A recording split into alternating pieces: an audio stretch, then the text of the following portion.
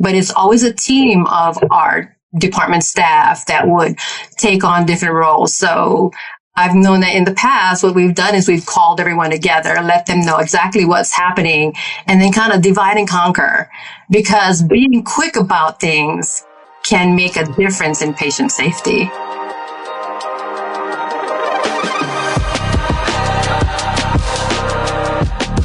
Rising above the buzz of ultrasonic cleaners and the clanking of stainless steel are the ideas and voices that are changing an industry.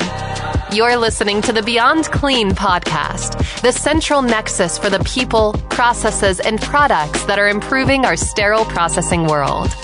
Each week, we speak with frontline technicians, CEOs, engineers, and entrepreneurs with a common goal: to help you fight dirty, every instrument, every time. Whether you're tuning in for education or inspiration, we're glad you did. Now turn on those washers and turn up the volume. It's time to go beyond clean.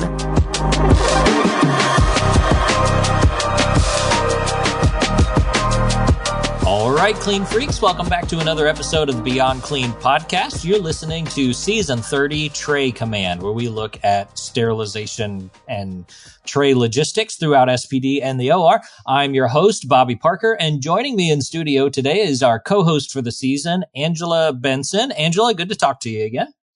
You as well, Bobby. Anything exciting going on in the SPD world in your space over the last week or so? Always something. And I wish it was I'll go on the positive. I tend to focus on the negatives and the issues that happen, but successful surgeries every single day. And we have a fully staffed department, and also talking expansion, where we're going to be onboarding over hopefully a span of a year, about 15 positions. So we're just growing. Yeah, that's the positive. Love to hear that. Well, I think this episode in particular will be a fun one for you, Angela, because we're bringing on a system educator to talk with us. And I know that that's close to your heart. Absolutely. This is the episode that I hope that our listeners never need. We're talking about sterilization recalls. You know, that moment, that oh no moment when you realize that a load has failed, the instruments are already out of the department, and how to go find them. But particularly, we're going to look at the policy side of it. How do you make sure that every time a sterilization recall happens, that it happens the same way according to the carefully reviewed policies that have been put in place by leadership? And I don't know about you, Angela, but every facility that I've been in, well, not every, but a lot of facilities that I've been in from a consulting perspective and go look through their policy binders, often a very clear recall policy is one that's missing. And it's usually because of that. The first one that I look for if I'm doing a review of a department's policies, I want to make sure that from an emergency preparedness standpoint, that they're ready to deal with that recall in a way that's going to keep patients safe. So if that's you, if your policy binder maybe needs a little bit of work, this episode is for you. We'll be right back after a quick break with Sandra to talk through recall policies.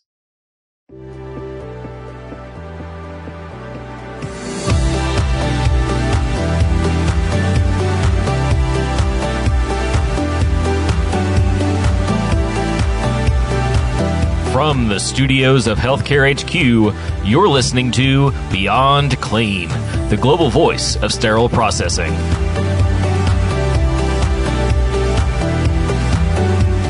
And joining us now in studio is Sandra Hilliard, system educator for Memorial Hermann out there in Houston, Texas. Sandra, welcome to the show. Thanks for joining us on this season of the podcast. Thank you for having me. It's a pleasure to be here.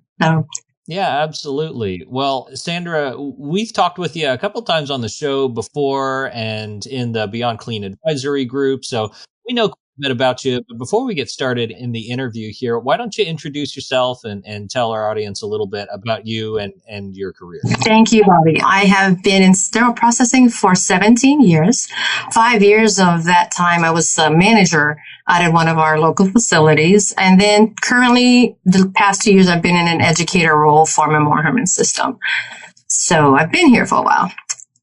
Yeah, great. Well, in that educator role, you say it's for the system. How many SPD techs is that under your regal oversight of education in the system there? We have 12 sister facilities. Okay. One of those facilities, they have a dedicated educator. Myself and another educator, co-educator, manage 11 other units. So it is quite vast. If you ask me for a number, I'm not going to be able to give you. I just wondered if you could rattle that off the cuff. We're seeing more and more of those system educator type positions, which I've never held one of those roles personally, but having known some department educators who are just, responsible for my, 14 technicians or whatever, I would imagine that system role brings its own unique challenges, and trying to get everybody on boarded, everybody doing it the same, all the policies matching up across these systems that each have their own unique challenges. And so kudos to you for dealing with all of those headaches that I'm sure keep you up at night. Cause, there's definitely a lot of them. Well, you are really hitting it on the money, because it is a role that is vast. There's several tools that I've found helps with getting everybody on the same page, and I'm taking a deep breath. I'll have to ask some notes for that, as I'm also an educator. So if you have it down with that many people, I would definitely take some pointers. I got you. That's awesome. Well, Sandra, part of the spirit of us asking you to join us for this episode, I mean, it's an educational show. And so, bringing educators on is certainly something that we love to do. But in particular, this episode that we're doing, I want to take a look at every educator's favorite category or favorite topic, and that's policies and procedures, right? I'm sure that's what you live and breathe most days, is policies and procedures, and particularly around the area of sterilization recalls and the importance of having a good policy and process in place for sterilization recalls. So to get us started here at the top of the episode, as we often do, just at the level of definitions, can you walk us through what a sterilization recall is, and maybe why a department might have one of those get triggered? Yeah, absolutely. A sterilization recall is a sterilization process failure. A failed sterilization process is always questionable, of course. Further investigation is always necessary to pinpoint the actual cause. It may be equipment failure, it may be process challenge device failure, and most commonly it's an operator error. Yeah. I've experienced all of those, particularly that operator error piece. When was the last time you had a failed BI, and what was the root cause of that? As an educator, it's been a minute. I was in a managerial role at the time, and a failed BI was an operator error. The cause of it was hand lotion. Hand lotion. We needed to send it out to the lab, and they identified that it was hand lotion. Huh. Yeah. It's the first. Yeah, that's really interesting. So did you have a facility lab that you sent the BI to have it evaluated, or how did you think to even investigate? I often joke about fingerprints and things Right. like that. Let's figure out who this is. That's interesting. We couldn't really pinpoint it. We did all of our root cause analysis, trying to find the process failure. We took all the necessary steps. We quarantined all of our load. We quarantined the sterilizer. We looked at the challenge devices. We looked at the incubator. We did everything possible. And it was just one-off things that we decided, let's go and have a culture done to see what we can find. And someone the person that was on that task for the day decided they needed some lotion, and they incubated after they lotioned. That's really interesting. I bet you've got departments that are struggling with failed BIs now, like reading the label on the lotions that are in their department. Was that part of a trend that you were seeing, or just a one-off surprise and trying to get to the bottom of it? Yeah, just a one thing. It wasn't a hospital-approved lotion. So. Oh, okay. Well, there you go. Make sure that you're using hospital-approved lotions in the sterilization area if you're doing that. That's really interesting. Okay, so we've got sterilization recalls that happen as a result of either a sterilization failure or an indicator failure that might indicate a sterilization failure, or a process failure, a human error that might indicate a sterilization failure, but we can't know for sure. So we might trigger a recall. So what does that recall look like in terms of, what's getting reprocessed, and maybe how much it's getting reprocessed? Are we just opening them up? Are they going back through decontam? Kind of walk us through what the recall looks like. Well, we do have a SOP that we wrote to give clear and concise instruction for our teams to follow. We also have a policy, procedure that's written. And it's really cut and dry. First of all, we need to respond quickly. We need to notify our SPD leadership, gather all of our sterilization documents, which is going to be key to helping us identify load numbers, tray names, and load quantity. But although even if we just gather all of the entire load, it doesn't mean that the entire load needs to be quarantined or reprocessed. It could be a one-off thing. So further investigation is necessary. Say it's an operator error and it's confined to one item or one load, we can make the correction and then reprocess the item in another working unit. Also, we need to notify the sterilizer maintenance personnel to help us determine the cause of the failure. And then again, use all of the available tools and question everything. Question your sterilizer, your utilities. It could be a steam thing. It could be biologicals, process challenge devices, including chemical integrators. Utilize the sterilizer printouts. Look at your parameters. They may be a key in identifying a mechanical or utility failure, such as poor steam quality or quantity, incomplete air removal, insufficient time or temperature. So there's a number of reasons, including, inadequate cycle temperature or hold times. So that could help you determine whether it's your equipment. Again, it could be a number of reasons, but investigation to determine whether you're going to fully reprocess an entire load and quarantine your sterilizer is necessary. You mentioned the SOPs. Who was involved in that process, getting those together? I know there's a lot of, people who have input into what they think that should be followed, but was that already in place, or were you part of creating those procedures? I was part of a committee that was formed, and we gathered leaders from across our system to be a part of it. And we asked for volunteers to sit in, and we created the SLPs, looking at all of the available information, like our ANSI and AMI standards and recommendations. We used those along with a bunch of other resources, like AORN may have available resources as well. And then we looked at our policy, and then we started writing the SLPs. So who is involved actually in that recall process? I know for our facility, sometimes there's techs who just kind of stand back or report the issue, and then like myself or specialist or supervisor, is there any particular set personnel that has to be involved in that, or can a technician take care of the whole process? We advise, and our recommendation is that if it is a technician that finds that there's a suspect load of items, okay. that they notify their leadership. And the leadership needs to use all of their experience and expertise in determining whether that is a warranted recall. And then again, further investigation, and depending on what our investigation or inspection may find, we may need to take additional steps. But it's always a team of our department staff that would take on different roles. So I've known that in the past, what we've done is we've called everyone together, let them know exactly what's happening, and then kind of divide and conquer. Because being quick about things can make a difference in patient safety. Oh, absolutely.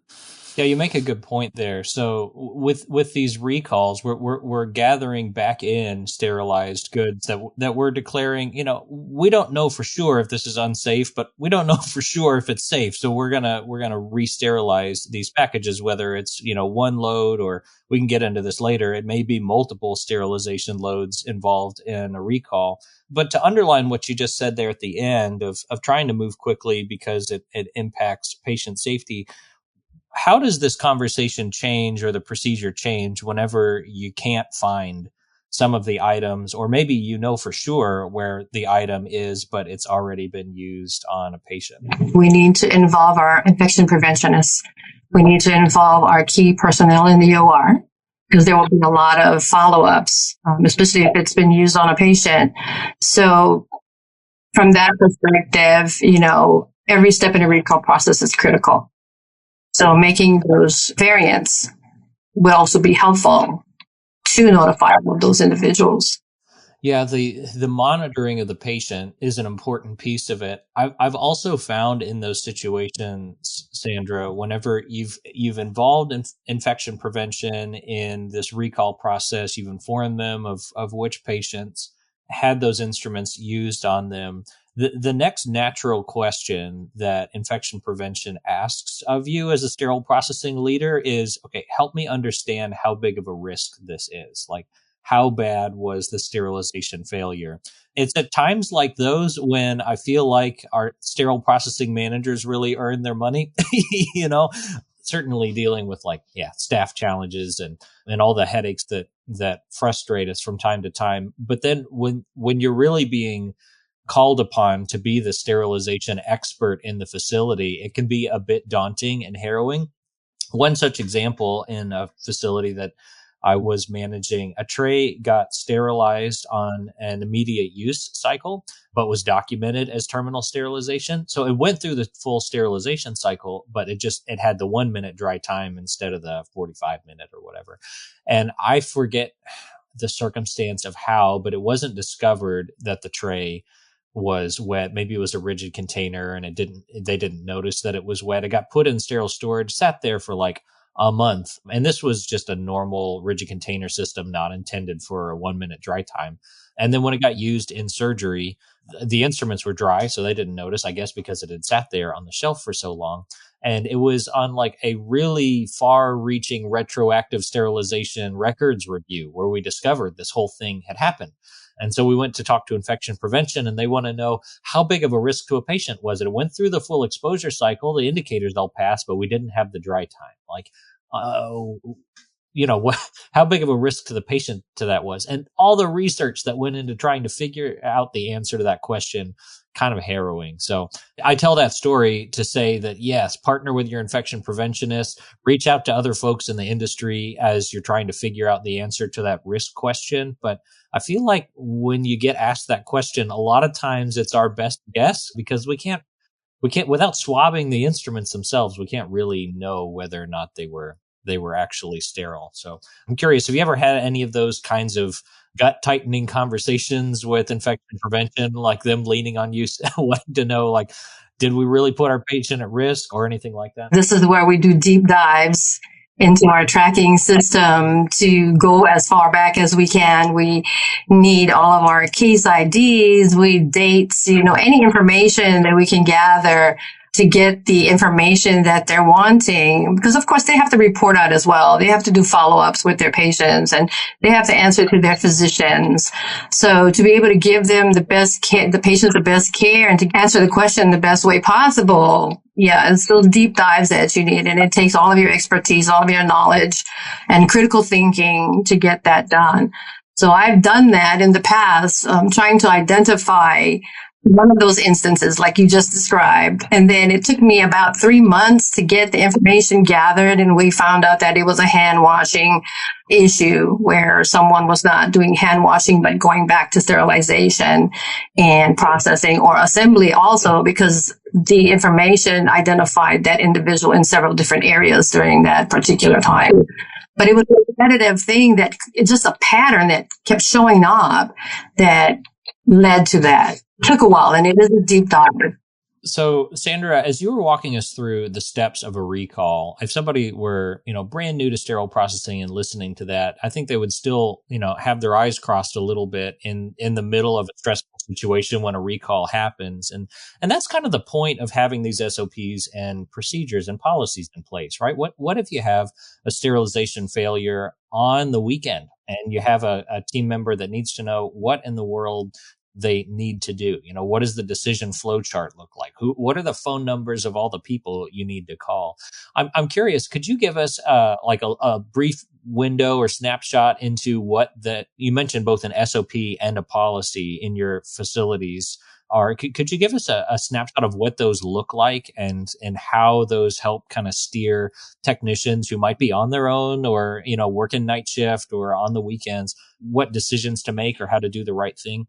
Well, we do a binding hard copies for everyone to review, and they are very outlined, and they start out with the recall of the instrumentation, what to do if there is a positive process, biological result, or unacceptable chemical integrator. It goes into further detail about notifying and who to notify. There are numbers and who to call. what to call, the steps to take, about collecting all sterilizer load reports for the affected equipment, and then how to retrieve the affected load, what to do with them once you retrieve them. And then to also instruct them that the sterilizer need to be tagged and quarantined as well. And then to inform the biomedical department or facilities to help them determine if there is an actual recall. And then if it is, then of course, instructions on how to contact surgical services directors and then infection preventists to be notified. They will need to also be able to give information about records and caseloads, ID, how much was recalled. Anything that they could find in their inspection and investigation needs to be documented. Some kind of a outline to follow. With all of that, there's so much to it. How soon do you get a new tech on sterilization? It's such a critical aspect of our work.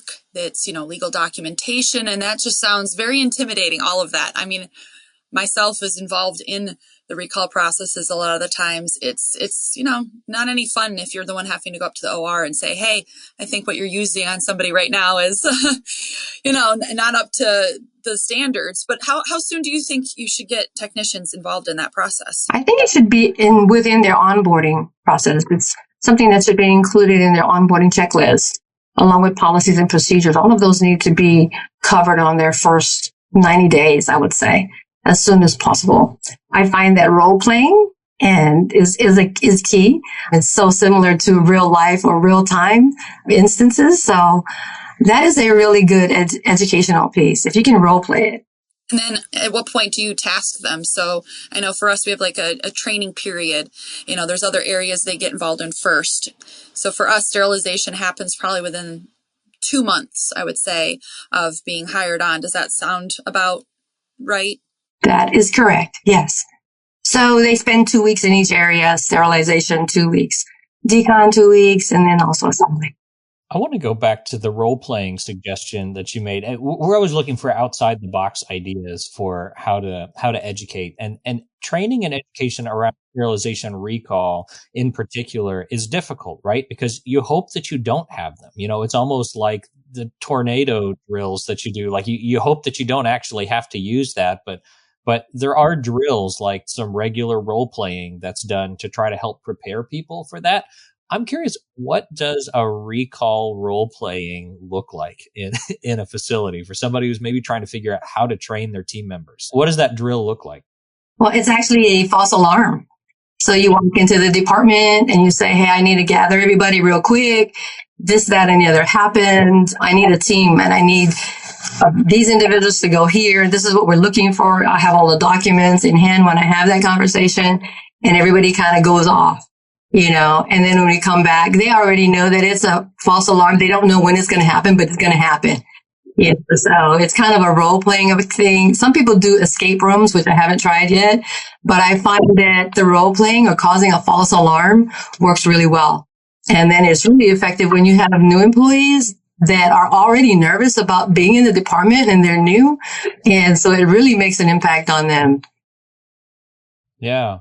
That role-playing piece is pretty powerful, even from in other areas of life, like, parenting little kids. If you want them to be able to respond the right way whenever their siblings getting bullied, in the living room, just set up and say, all right, I'm going to be the bully. You're going to protect your little sister, like let's role play what this looks like. So yeah, that's really powerful from a training perspective, particularly for something that people don't get to see very often. They very well, as we said, may end up in a situation where they're by themselves on a weekend and they have to be the one to initiate that recall.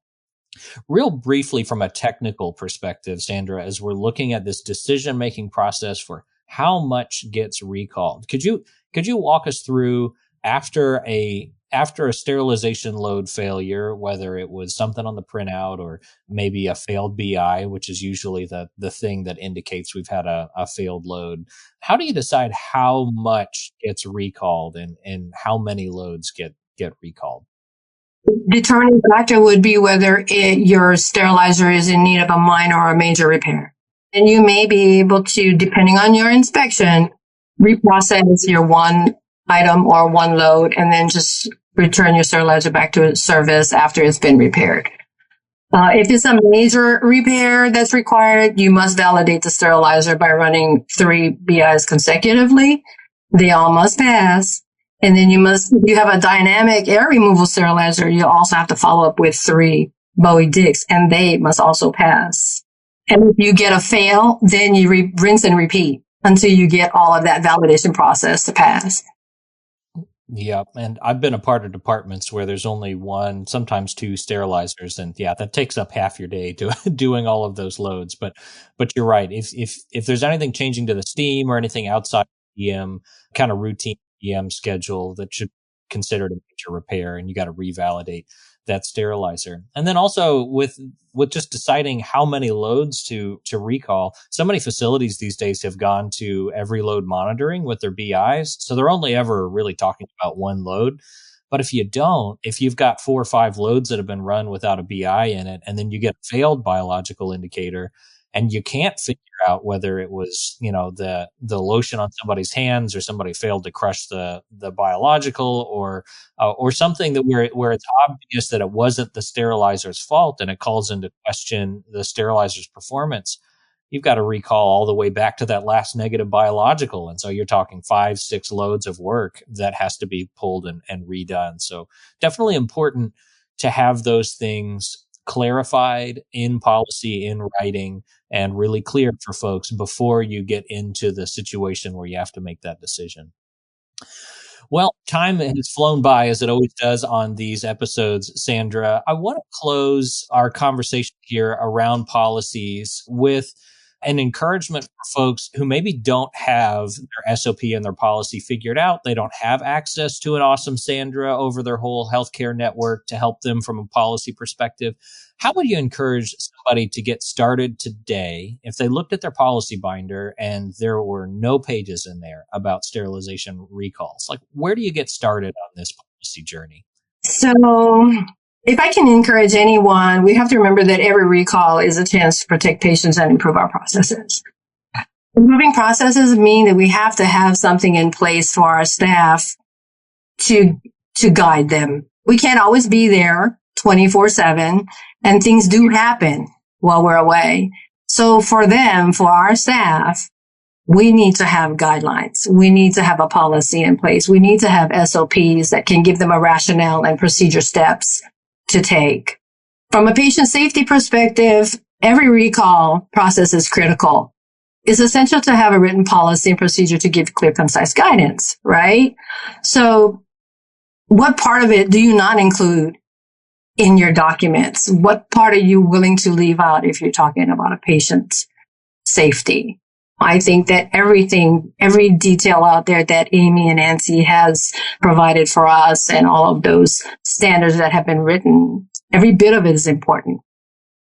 Yeah, I would agree. And to your point, we're not alone as we're trying to figure out what to put in this policy. Often, particularly for Amy, if we're talking about steam sterilization recalls, you open that ST79 document, you'll find sections in there, steps A through O of what to do in a sterilization recall. Feel free to just cut and paste that right into your policy, and you've got 80% of it already done. And so, yeah, just clarifying at your facility, what are the steps we're going to take when a sterilization failure happens to protect patients. I love that message.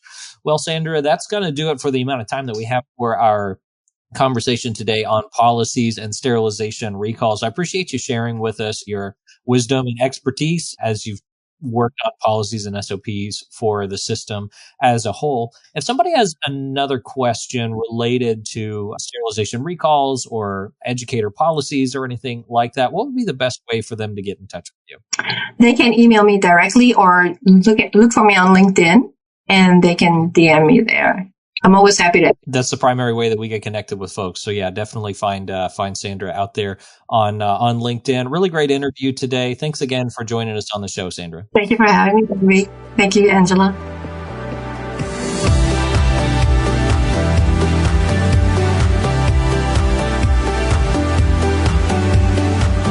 That was Sandra Hilliard, system educator for Memorial Hermann in Houston, Texas. And if you feel like that interview went by really fast and your eyes are still crossed about what it takes to do a sterilization recall, you're not alone. There's a lot of factors that went into it. I feel like we barely scratched the surface of what could be talked about, for at least from a tray logistics perspective in SPD. We didn't even get into a lot of the tracking system conversations, with using load stamps or barcodes and trying to find where all of these trays end up. Lots more that we could have talked about. Angela, I don't know, from your perspective, what's something that stood out to you from the interview? A lot of what she stated was a lot to do with, steam sterilization and a lot of the, user errors. But I think an area that we didn't really speak to too much as well was low temp. Low temp is such a quick process, really comparative, where you have a shorter cycle, not as many items, and, not really a cool down time for items for release. So if you don't really have it in place, written out for staff, and if you don't capture it while training, a lot of that instrumentation and trays can be released almost prematurely before that biological maybe has passed. And there can be situations like where you release something and it's a fast turnover day, and something might be released and utilized in the OR before you find out that result. And then you have that painstaking decision to make to go track it down, and then it takes some time, even though the tracking system is pretty quick. You have to look it up and kind of keep your cool and verify where it's at. And other people are involved maybe with that release. So then you have the task of going to that OR and finding out if it's been, opened. Does that mean a room tear down? And again, when we've talked before about the proximity of where your operating room is, that could be a lot longer of a journey than just right upstairs. So it can be that communication, knowing who to call and what to say, and also, trying to keep your cool about it. But again, we scratch the surface. There's so much more involved. And I think that is a scarier part as technicians here, kind of leadership handling those things. But there is going to be a chance for them to be that person someday, or involved in going and locating all those items, kind of like a scavenger hunt. Yeah, for sure. And good call out on the low temp sterilization piece of it. My experience with recalls has almost exclusively been on that low temp side, and or at least the memories that have been seared in my brain from it. Because when we had some of those, it was back in the days when we had the 24-hour BIs on low temp sterilization. Yes. And we were only running it on the first load of the day. So when you recalled those, it's not only all the ones that have been processed for the 24 hours since you incubated it, but then also the ones back to the last negative BI. So it was 2 days worth of sterilizer items that had to be recalled whenever we had one of those BI failures. And after one or two, you start getting pretty desperate to find a different situation. And so I'm particularly grateful for those rapid read BIs on the low temp side, for sure. And you also have to pay attention to utilizing, if it's, your incubators in with your tracking system. If you have someone who has the habit of leaving them lined up, if your indicator comes up as a positive and you have to recall the load, they sometimes give you the option to recall all of those biologicals. And now you have it in your system captured that there's 5 loads that got recalled when in fact they were actually approved for release. We've had that situation as well. So talking about auditing and going through your loads and verifying your documentation, because you don't want to have to think about it, 8 months down the road, say, you have to answer to something and you're like, no, I tell you it's passed, I promise. But, and that digital documentation is records. So. Oof. Well, next season, we're going to get into sterilization in particular. So let's revisit that topic of sterilization load records. But that's going to do it for today's episode of Beyond Clean here on Tray Command as we look at tray logistics. Until we talk to you again next time, we'll leave you as we often do here on behalf of Angela and myself. Keep fighting dirty. Thank you for listening to this week's episode of Beyond Clean. As a reminder, you can help support us by subscribing to Beyond Clean on your favorite podcast app, or by downloading the smartphone app on iPhone or Android. Simply search for Beyond Clean in the App Store or Google Play. The best thing about downloading the smartphone app is that you can access bonus content for certain episodes and view episodes in certain categories, like articles on the go and vendor spotlights. Are you following us on LinkedIn or Facebook yet? If you are and you love an episode or post, then let your social network know about it. Like, comment, or share our posts along with your thoughts and keep the conversation going. If you have any topics or guests that you would like to recommend for a future episode, just send us an email to info@beyondclean.net. We look forward to hearing from you.